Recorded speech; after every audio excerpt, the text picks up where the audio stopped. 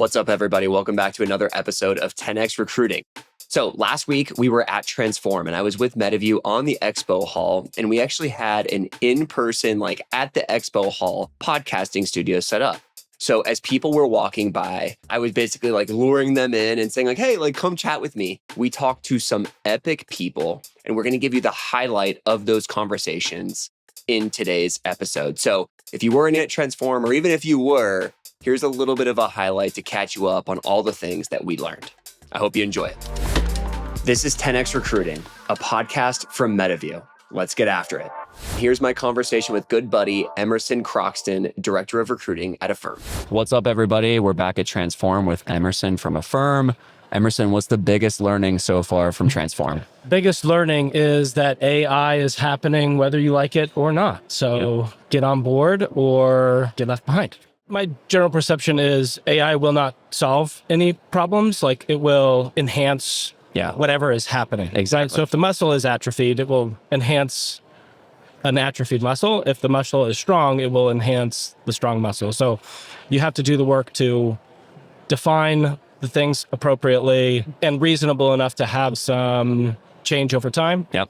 You have to do the work in terms of understanding the direction you want to point the AI, right? Or AI in general, right? Because again, AI itself isn't the solution. Yeah. It will just enhance, it will shine a light on, magnify what is already there or where it's pointed. And so if you don't have the muscle memory, you won't point it in the right direction. Yep. And you'll get back inferior results. Yep.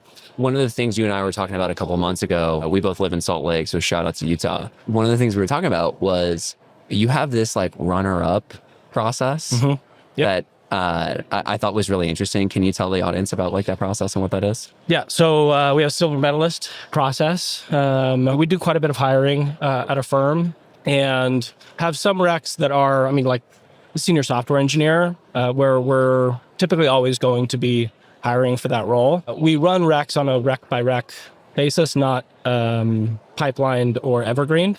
And so getting candidates to the end of that process and selecting one candidate and then rejecting a bunch of people that could have otherwise worked out in another process is a pretty bad idea to me, and low-hanging fruit in terms of ability to jumpstart individual recs pretty quickly. Yep. And so we will have multiple folks make it to the end of the process. There will ultimately be a selection of one person to fill that role. We will then identify if there are any other silver medalists in that pipeline, and then have a reroute process to shift those candidates to an already opened rec, or pull a rec forward if we have a really great candidate, or otherwise try and keep them warm, because qualifying them is a lot of the legwork, right? And recruiting is a momentum game. If the momentum is already done, let's try and take advantage. There's a term in executive search called exhaust. Yeah. And the idea in executive search, when you're working with an agency, specifically if they focus on one role, so call it hiring CTOs. Yep. They have 5 different clients, 5 different searches going on at the same time.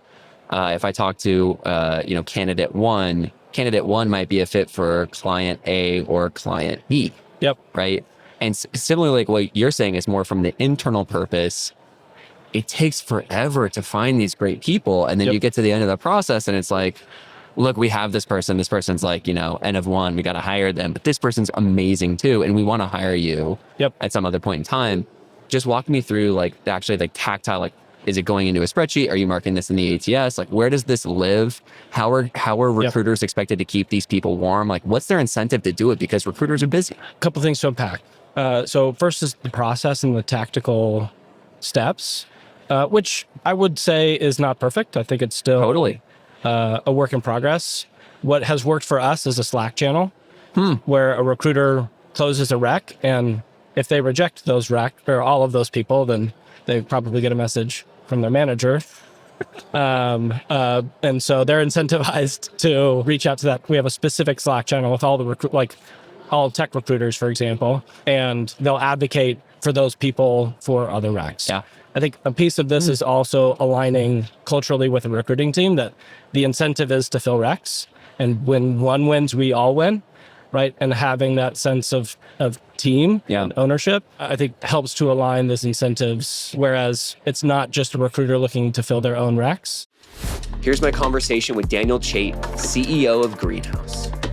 One of the other ways that we're using AI and machine learning is actually to promote fairness and inclusivity. A lot of people think like, oh, there's a lot of risk in AI in magnifying biases and harming, and those are important things to worry about. I think what's also an interesting opportunity, though, is using it to power inclusivity and fairer hiring. One great example of that is we're using natural language models to anonymize resumes.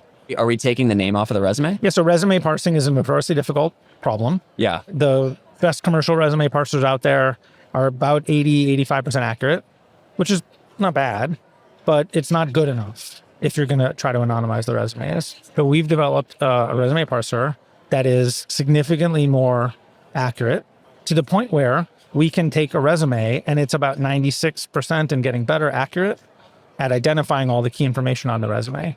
So what does that mean? Is if I know your name and I've seen like some other things like sports teams you've been on, we can blank those out. Wow. And so then I can show you as a hiring manager anonymized resumes and let you just evaluate the fit for the job based on the skills that you see and the track record that you see. And you're not biased by the person's name, and you maybe make assumptions about their gender, their demographics. And so that's like one small way which these technologies can actually be used to improve and promote inclusivity. Yeah. I think if you're only focused on the downsides and the risks, you sometimes don't see those opportunities. Totally.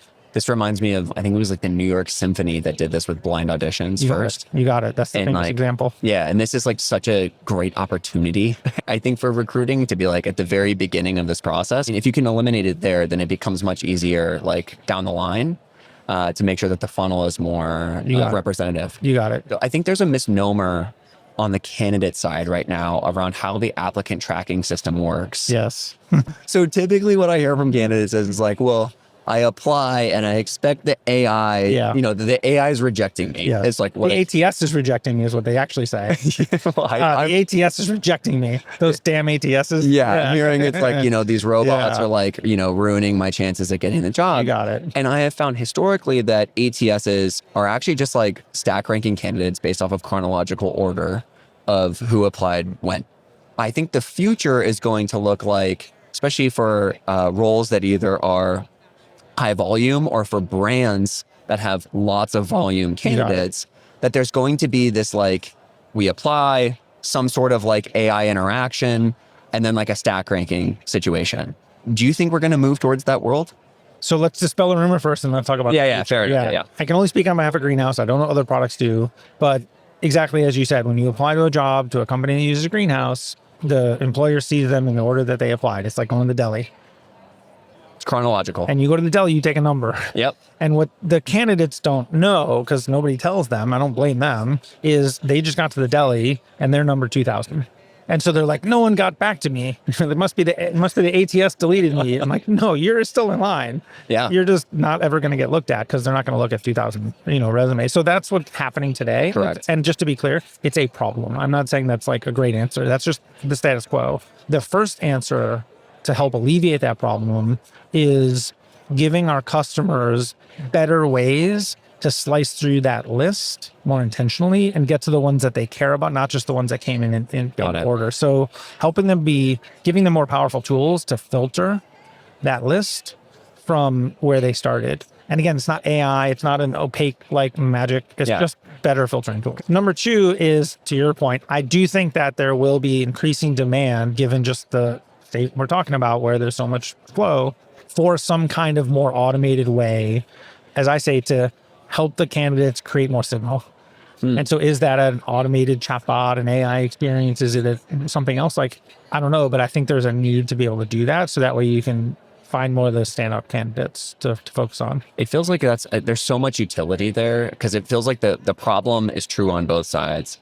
Candidates are like, I'm going into the black box. Yeah. And then companies are like, this black box is so big, I don't even want to open it because there's low ROI. And so the third thing exactly is like giving the candidates better tools. And I think interesting. I think there's a really interesting opportunity there where like today, if you walk around this conference, everyone's got tools that they sell to the buyer. Rightly so. Yeah. They focus on what the buyers need, and the buyers have all the problems that they have and opportunities that they have. But the job seekers, they're not buying a greenhouse instance. They're not purchasing any of the other cool technology around here. So people don't always think about their needs. But I think there's an opportunity to solve some of the problems that employers have in the ways that we're talking about by helping the candidates, helping the job seekers. And I think if we can give the job seekers a better way to create more signal, the employer can know more about them and do a better job at building their funnel. What does it look like? Give me the click in. I don't have the full answer yet. Okay. But as I said, I think it's got to be involved in helping that job seeker just create more signal, because they're, let's face it, highly motivated. They want the job. They really are. And so I think they'll do stuff. And what exactly they'll do and how that works to create signal. Right now, again, I don't begrudge a job seeker. If you're a job seeker out there and you're trying to get the best chances, you're going to go buy one of these tools and it's going to blast out your resume to 1,000. I mean, it's just a numbers game. Okay. But it's getting less and less effective. It's highly ineffective. Everyone else is doing it. And so you're no longer, if you send out 200 jobs, you're no longer doesn't work. Applications, you're no longer standing out because everyone else is sending out 200 and soon it's going to be 2,000 or 2 million. And so there's no winning that AI arms race. Yep. It just ends in there's zero signal in the job application, and now what? Yeah. And so I think the way out has to be the job seekers providing more signal. Yep. And then the other thing is let's generate more signal about the employers. And so we announced Greenhouse Verified. Greenhouse Verified is at its most basic. Employers, hiring managers, and recruiters spend their day in Greenhouse. Yep. All the work that they do to take in candidates, move them along the process, disposition them, communicate with them, that all happens in our tool. What that means is we have a huge amount of data about what they actually do. Yeah. Do they actually get back to all the candidates, or do they only get back to the one they want to move ahead with? And the rest of them are left in limbo. If you look at candidate surveys for the last 20 years, the number one complaint that candidates have is I never heard back. Ghosting. Well, guess what? We know who ghosts candidates and who doesn't. It's right there in the Greenhouse data. They pushed the button or they didn't. Okay. So if you're one of the good ones and you get back to every applicant, whether they're moving forward or not, you now get a badge in Greenhouse. This is Greenhouse Verified. You are communicative. And there's a handful of things that we can do like that. We know if you're actually filling in scorecards or not. Oh, that's interesting. So I know if you're being fair and objective in your assessment of applicants. I know if you're moving quickly, a lot of things. Those things matter to job seekers. Yeah, they do. So the other part of it is that we're now surfacing really useful information about the behavior of the employer that helps the employer stand out, that makes the good employers look really good. That also is really useful signal for the job seekers to say, well, rather than spamming the next 2,000 jobs, I'm going to go find those ones where I know the employer is going to give me a fair chance. Yeah. I know they're going to treat me well, and I want to work there instead. So I think there are new paradigms that don't involve just blasting everyone with more AI, that are both more human and a lot more effective and more sustainable. Well, it feels like we're in a paradigm shift right now. Absolutely. And I feel like I need to talk to you every 6 months to kind of get the update because things are changing very quickly. Yeah, 6 months, maybe 6 years in this environment. It's wild. Now we have one of my homies, Melanie Naranjo, Chief People Officer at Athena. All right, Mel, what's the biggest learning so far from Transform? Oh man, it's been really interesting talking to people. I think that a lot of people are struggling right now. And in particular, I think people are really struggling to sort of get that seat at the table and come to the table with solutions. I'm really seeing a lot of problems, a lot of this isn't working. Why isn't my CEO partnering with me? They don't care about people. And I super empathize. It's really hard out there and people don't take HR seriously. But I think people really are struggling to sort of take the reins, take a bit more agency, and really just come to the table with a more proactive and solution-oriented attitude. I agree it's hard out there, but this isn't that new terrain. We've been here now for a couple of years. Yeah. Right. But it does. I agree with you. It kind of feels like the conversation hasn't really progressed. Yeah. Why? What's interesting is you see on LinkedIn, a lot of people are talking about this and there's a lot of validation for it, right? My CEO sucks, or why do employees always do this? And you see the likes and the reactions and you're right, and my CEO does. And I think that we're inadvertently sending these signals. I agree. Right? That that is the thing to focus on and they're the problem, not us. We're right, they're wrong. And if they could only understand HR better, then everything would be better. And I'm going to be real with you. I don't think that HR is always right. We were talking about this recently, the term influencing without authority. I actually just stinking hate that term. I hate it. I actually think it's code for I think I know better than everyone else on the business team. And so what I need to do is sneakily manipulate people to just do what I want them to do. And the reality is sometimes HR people have really dumb ideas. I'm one of them. And when that happens, if you really are in your own silo and you're like, I'm convinced I'm correct and I don't need to know anything about the business, you are never, ever, ever going to make progress. So how do we move beyond where we currently are today? Because I would have expected, given everything going on with the macro environment, with how I think HR has like been cut from just a headcount standpoint, that it would have already happened. But it seems like there's actually like 2 feet into the ground, digging in, like, this is our stance. Yeah. My take is like, that's not going to work. Yeah. And so how do we progress like where we are? I think there are two sides of this. One is, I'm talking to all you CEOs out there, okay? I think CEOs need to be better about giving feedback and calling out HR when they're not doing the job right. I think a lot of times when HR messes up or they don't communicate effectively, HR is just dismissed.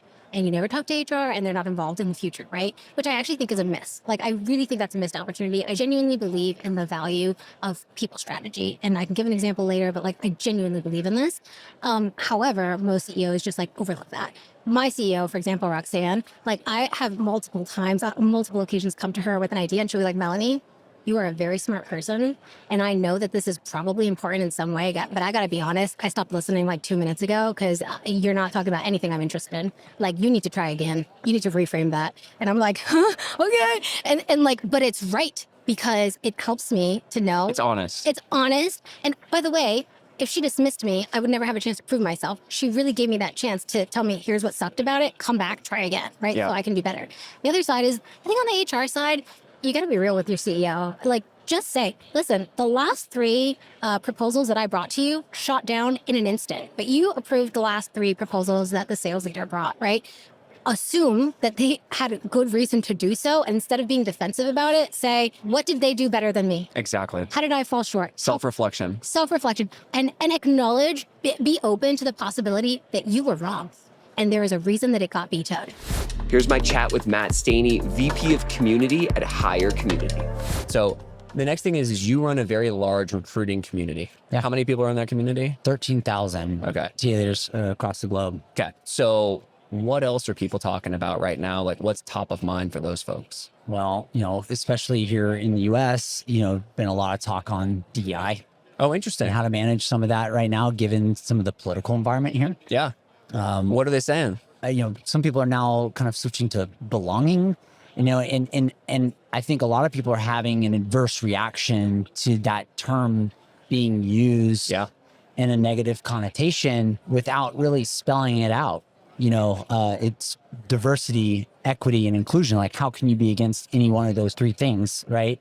And why are we, lowering those investments? And I think it starts with the fact that it started with a lot of the, government contracting companies that work with, and they see that trend changing. And I think it's disheartening for a lot of TA leaders who really take it seriously and know the business justification for having more diverse teams in whatever way that is. Yeah. We know that it drives profitability. And so I think there's a lot of resentment or even anger and some TA leaders thinking like, wow, this is something I really thought my company believed in. And now. So they feel rug pulled. Yeah, they feel rug pulled. And it's almost like they believed in this culture, this employer brand that some of these companies built. And now it's become pretty obvious in a lot of cases that it was just for show. Yeah. Yeah. And just part of the moment because everyone else was doing it. Yeah. Yeah. Humans. Yeah. And so the TA leaders feel like they're the ones like holding the bag, Yeah.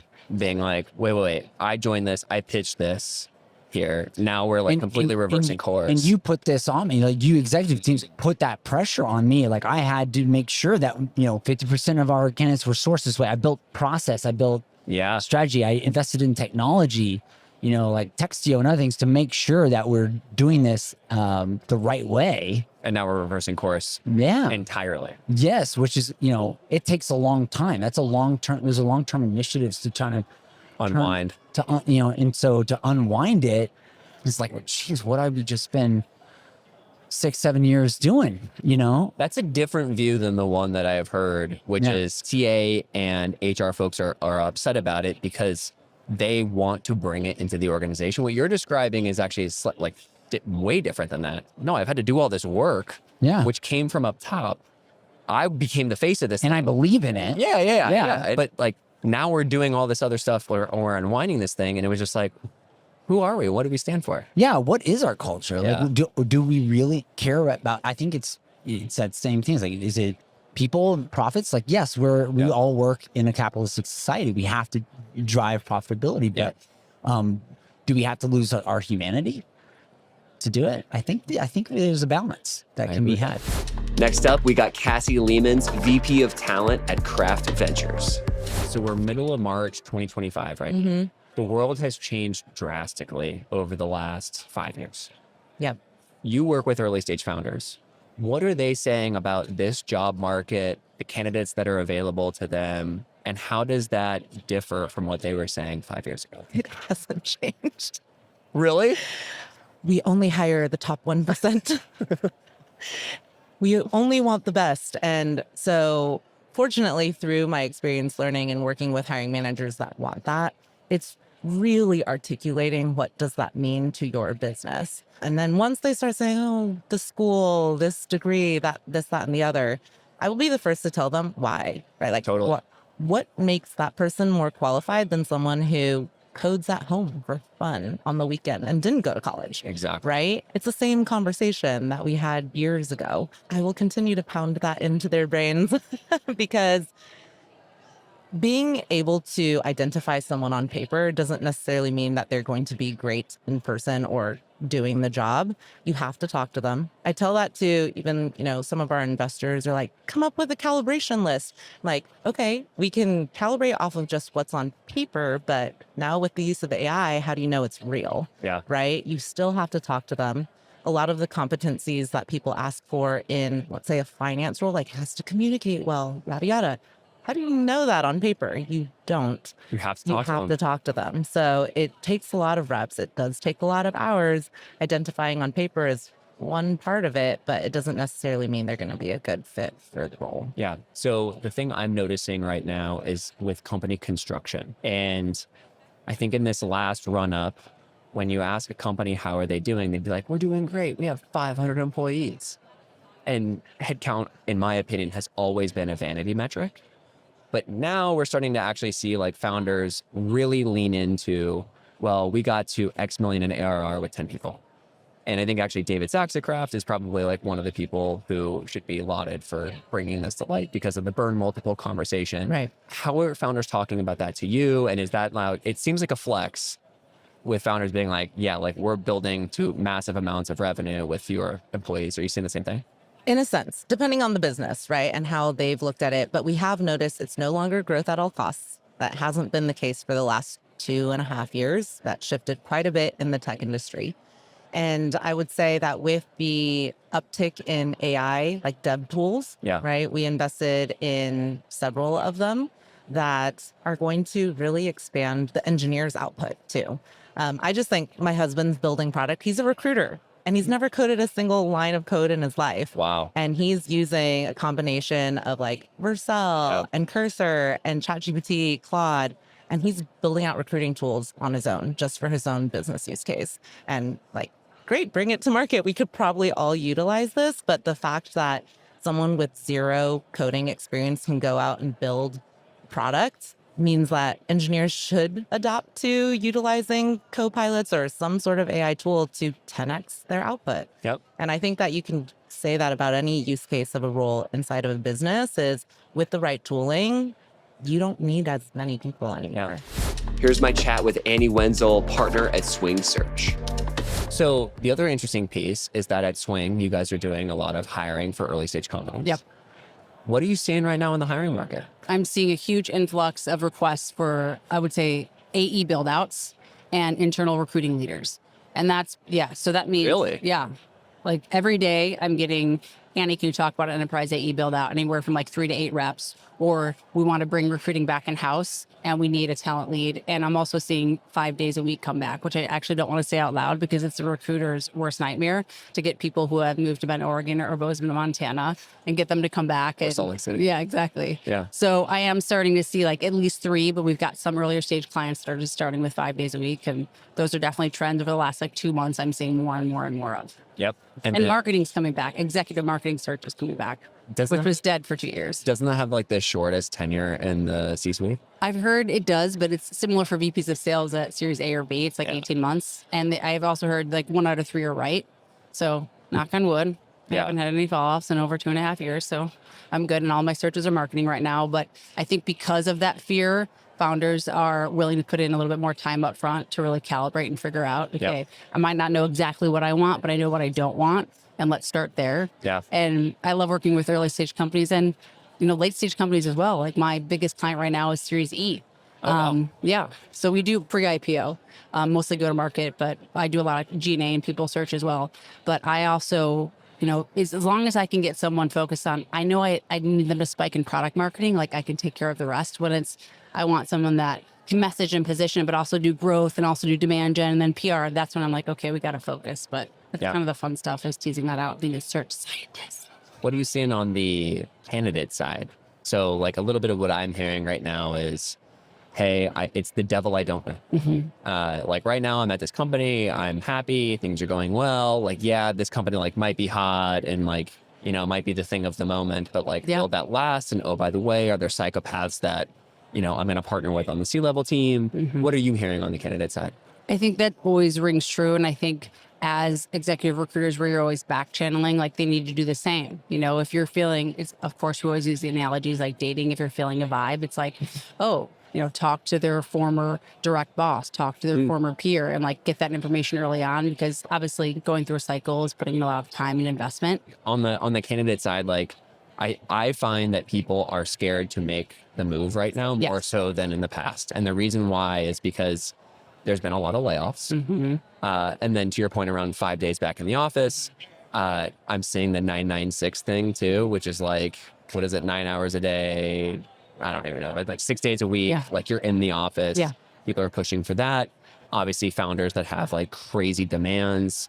The market appears to be positioned from an employer friendly side, right? And they control the market. And so I think candidates with agency are scared to make a move.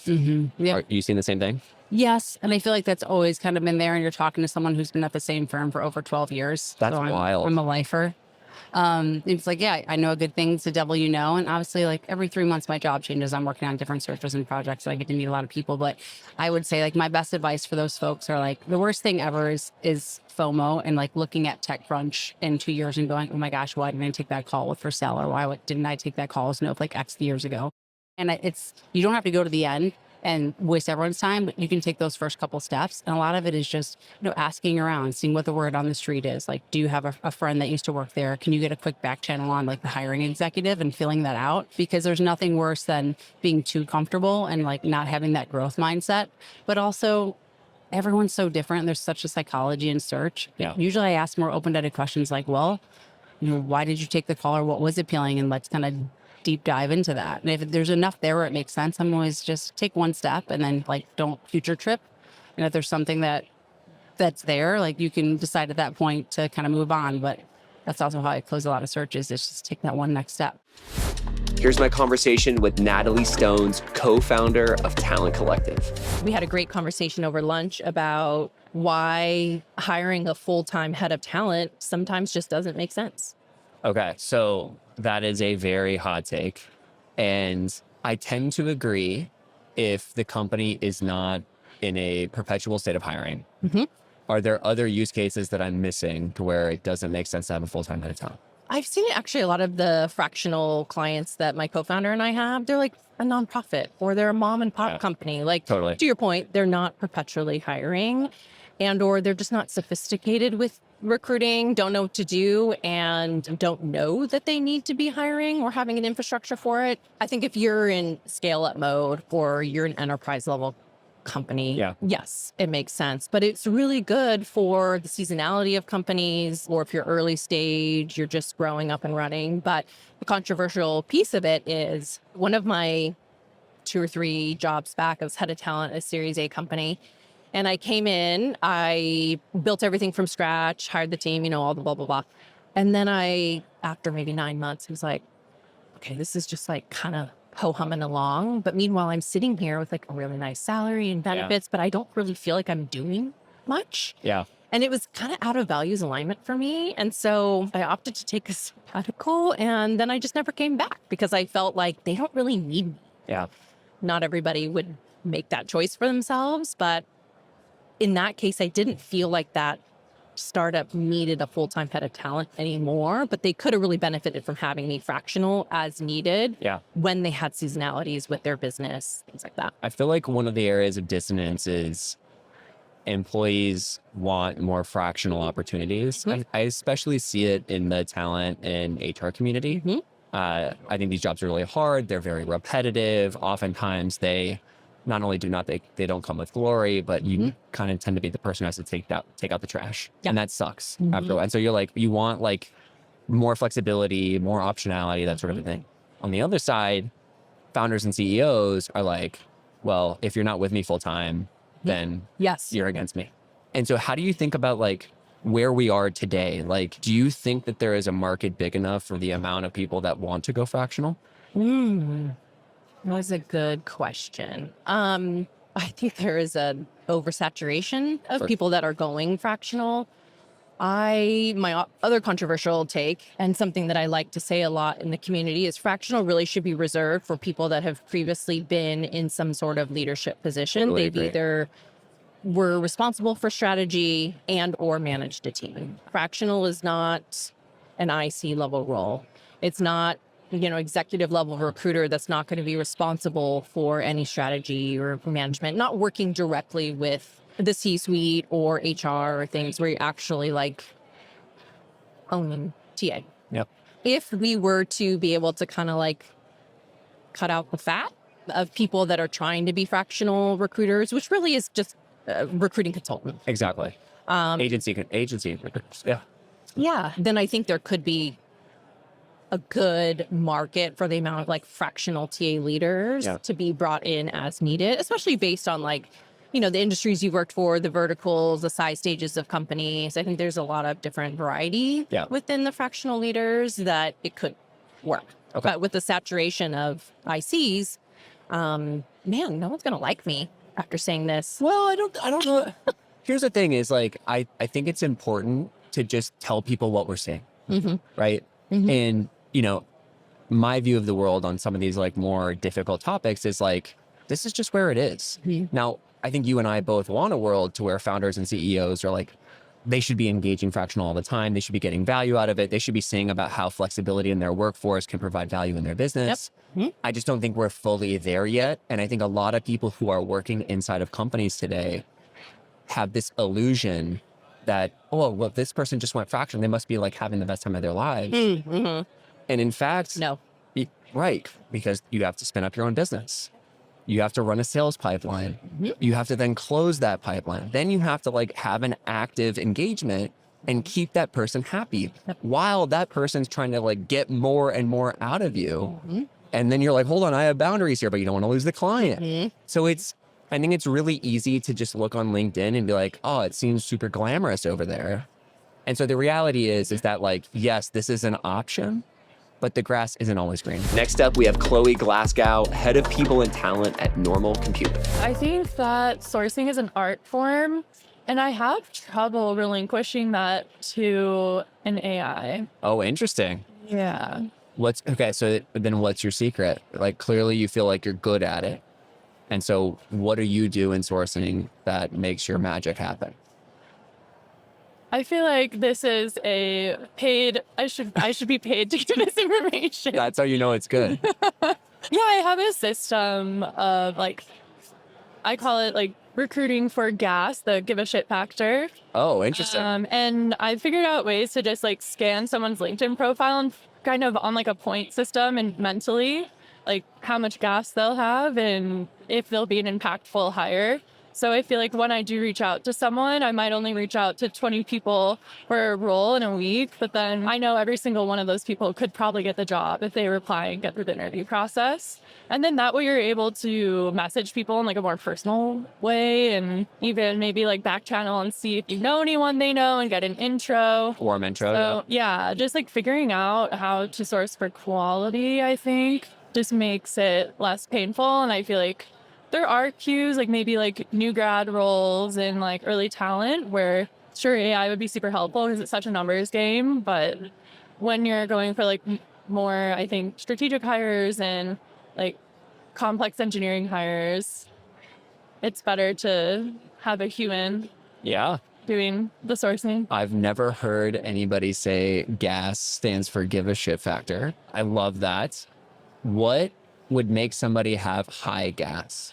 So I think like there are different things like their career progression within a certain company. Promotion history, stuff like that? Yeah, even then like backtracking, like how devoted are they to their interests? Being multifaceted, someone that's only been maybe interested in like one thing their whole life and is good at just like was a concert violinist on the side while they're working their full-time job. That shows me this person is very passionate about what they do. Yeah. And they're very devoted to be able to like maintain performing at that level while still having a job. And so there's different components. I do think I could give a whole TED talk on I want on this TED sourcing, talk. but- Now I have Caitlin Pino, VP of People at Nota Bene. What about hiring? Like hiring in 13 countries sounds crazy. I would say on one point, right, you have like the global talent pool. Yep. So like everybody is available to you. Yeah. And the other, it's like, how do we know that this person is good and they're going to be autonomous and they're going to like be able to run in an primarily like async culture? How are you guys assessing for those things? Yeah, no, it's a great question. And we've definitely put a lot of work into improving our interview process to be very repetitive and consistent and truly digging into the areas that we view as being most crucial to being successful as an employee at Nota Bene. So those things have really kind of honed in on excellent written communication, accountability. And the other thing that we really lean into is strong opinions loosely held. So this idea of we're hiring you to be a subject matter expert in whatever field or function that you operate in. And we want you to come in and be able to share that expertise. But if new information comes available, we also want to make sure that you're able to maybe change your point of view. So strong opinions loosely held. I tell my 6-year-old all the time, the smartest people in the world change their minds with new data. Absolutely. And so with our global team, with all of the different cultures, we just find it super important to make sure that, we have that strong opinions loosely held and that folks, again, also can approach that with a lens of kindness. Again, regardless of like what your cultural norm may be and how you communicate, we want to have kindness be at the root of that. Totally. Next up, we have Virginia Tirado, co-founder at Riku. So your background's in recruiting, you did some leadership recruiting at great places, including Amazon. What's changed in the last few years? And how do you think it's going to change even more going into the future? So I think it keeps changing. First of all, obviously, there's still uncertainty in the economy and the future, what everything means. And many companies are being very cautious. So on the leadership piece, I've had some interesting conversations here as well about how companies are going around hiring for those senior roles and how cautious they may be and how long it might take to actually jump in and get things done. And I think that what I feel as a recruiting leader that I can do for anyone in supporting them in that journey is to try to understand what is holding them back, right? If you need a particular role, and I've had this conversation with a couple of founders already this week, is that why are you reticent? If you are, that means that's probably not the priority you have. Like you might think you need a chief of staff, and actually you may not need a chief of staff. You might need a generalist. You just need somebody to help you focus on other things while you can actually focus on what's important for you. And you keep postponing certain roles and so on. So just guiding them into understanding where the priorities are and why are they trying to recruit. I think what has changed also is that there's faster ways of sourcing and networking and getting to candidates. There's more people out there trying to sort of help and engage in that market. And you have more options as a leader of who to go to. Like, I don't think you necessarily need to go to the big Shrek firms anymore. I think there's a lot of folks like, that have been very successful in what they've done and can become advisors, like some of the stuff you're doing. And I think that that's wonderful. I think also AI, when we talk about everything that we're learning here, will somehow level the playing field and make it easier, maybe lower costs, help you with some sourcing, help you with different things like Metaview, like all these different players that we're seeing here are going to make the world of recruiting much more accessible for people, less intimidating.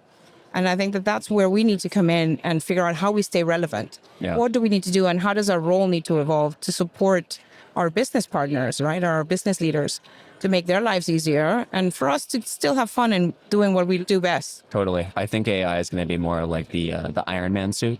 Yes, the augmentation, right? Yeah. And I think that that's where it's important. So I've also given this advice to other folks. I've been going back to not just HR conferences, but actually connecting more in the business world and understanding what are the business priorities, where is the technology going, and what are people going to be looking for, and who's going to be competing for what, and learning more and more about what is relevant for my stakeholders so that I can actually then figure out the best strategy to help them in the talent space. This conversation is with Scott Kirsch, VP of Sales and Search at Connery Consulting. So Scott, what is your biggest learning from Transform so far? Yeah, thanks for having me, Nolan. I'd say obviously there's a huge push both across HR and recruiting and AI. That's a lot of the booths. That's what we're seeing. But when you go listen to speakers, they're talking about not getting too overwhelmed or too inundated with AI and, not trying to grow too fast and using all these tools, but really just to augment your team is helpful. But it might be a bubble. There definitely might be an AI bubble. We've seen this a few times. And so I think that's been definitely a lot of chatter. So are you saying that like right now, the push is basically to create the Iron Man suit versus like there's a little bit of hesitancy to actually deploy like full AI of like AIs without humans. Is that what you're saying? Yeah, I'd say that's accurate. And having AI be a part of your product is, almost like a buzzword right now. Yeah. So I think that's where people are, is it effective AI? What's it actually doing? Is it giving us an ROI? Is it important to us? And so I think that's really what we're seeing both in recruiting and HR. And there's definitely value in it, but just not getting too caught up with the term AI and what does it mean for your company? It is like the buzzword that people can't stop saying. Yeah. Which honestly, I think everybody's eye rolling about. Yeah. Are you guys deploying it at Connery right now? We use it. We do use it for some of our tools, of course. And, we definitely incorporate some of the tools here, but human interaction is still number one. So that's how we operate. We do a lot of embedded HR and recruitment. So that human interaction, understanding the culture versus AI culture, that's what we're about. So we use it for, maybe top of funnel sourcing and things like that, but nothing too crazy. In the top of funnel sourcing, is it actually effective? It can be I would say for volume, if we're going for volume type roles, maybe not too high level, then yeah, it is for sure. But if you have very, those purple squirrels, those niche roles, there's just no way. It's just not as effective. It might give you a few candidates, but it's about understanding that person and really effective outreach that what about their background makes them interested in this role that sometimes AI maybe it's just not there yet. Yeah, that's my take too. Here's my conversation with Mendy Slayton, Senior Director of People Operations and Total Rewards at Lattice. So in these conversations that you're having outside of the conference, like at dinners and stuff like that, what are people saying underneath like closed door or behind closed doors rather? Yeah. I don't even want to say it, but everyone's talking about AI. Yeah, of course. But I think what I'm hearing them say about AI is it's coming. Like there's not many actual use cases for it today outside of like a handful, like Metaview's an example, but like that's what I'm hearing. Is that what you're hearing as well? I actually heard the opposite. So really? At Lattice, we have actually helped lead the charge internally as the HR and people function and have helped it spread across the company and have shown like actual use cases in HR, people and talent. And we were talking about that last night at dinner and I was like, yeah, I guess only 15% of HR teams are actually using AI. And they were like, I think that's wrong. Like, I think that's just people saying that because, there's this like shtick of like HR people are like not innovative or whatever. And that's actually not true. I do think that there's merit to the fact that people are being cautious for obvious reasons. Like we have to protect really sensitive data. Yeah. But things are picking up, and it's not just like HR is waiting to see what's happening with the rest of the company, or like we want to see Nolan mess up first and like us not be on the front page of the papers kind of thing. Totally agree. So Lattice actually rolled out an AI employee on the org chart. And I was like, interesting. And then the response on LinkedIn was like, flamethrowers, like we're coming for you. And I think what ended up happening and why people had that reaction is because they are worried AI is coming for their jobs. When if you talk to like the last 5 guests I've had right in your seat, they're all saying, no, it's not going to replace you. It's going to augment you. It's going to help you be stronger. It's going to be like the Iron Man suit. I thought you guys did a really good job of how you handled that, by the way, which is like, you can never measure anybody from their worst moments, but you guys kind of walked it back. So we made a mistake and then everyone moved on. And I don't think anybody remembers it except for me asking the question right now.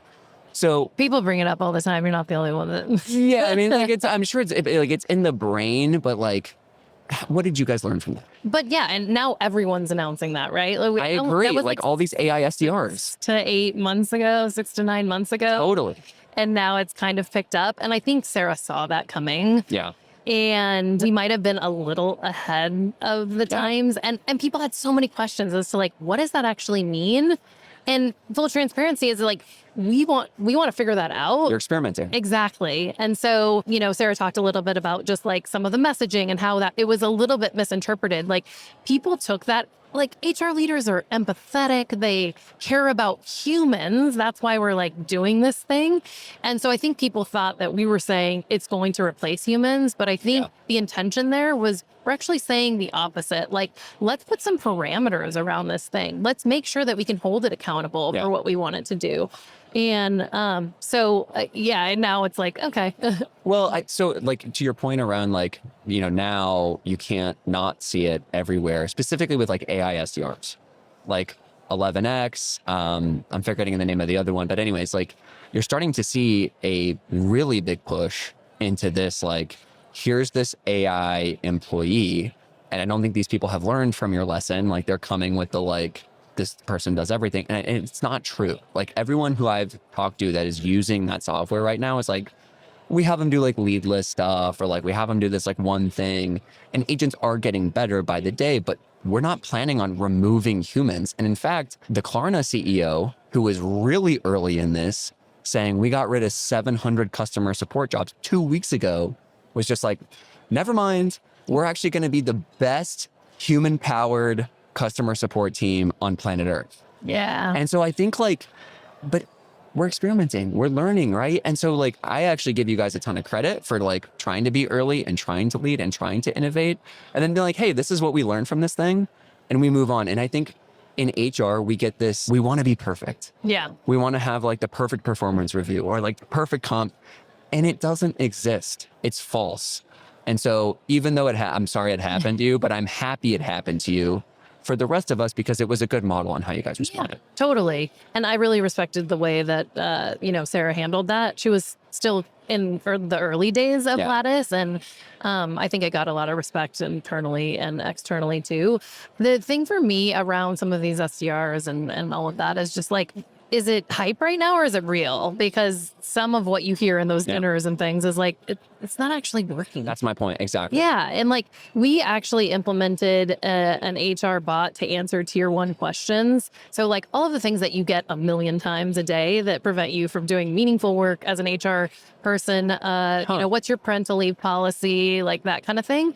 And it reduced the amount of inbound that humans have to answer by 50%. So like that's meaningful, right?